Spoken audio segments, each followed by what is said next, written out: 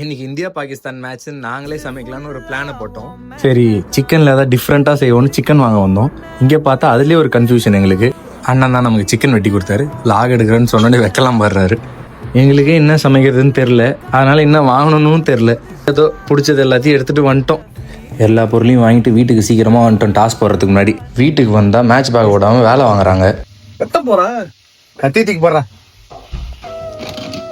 வா பண்றது இப்படி பண்ணு.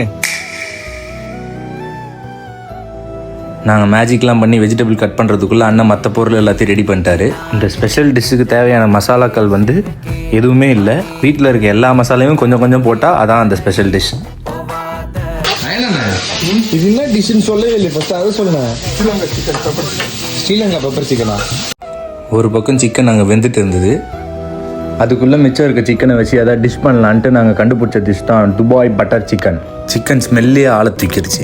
ஃபினிஷிங் டச்சாக நம்ம கிரேவிக்கு ஒரு லெமனை புழிஞ்சு விட்டுட்டு பரோட்டாவெல்லாம் வாட்டிட்டு சாப்பிட வந்துட்டோம். நாங்கள் நல்லா குக் பண்ணோமான்னு தெரில, ஆனால் இந்தியா பாகிஸ்தானை நல்லா குக் பண்ணிட்டாங்க. இதுக்கு பருத்தி முட்டை குடோன்லேயே இருந்திருக்கலாம்.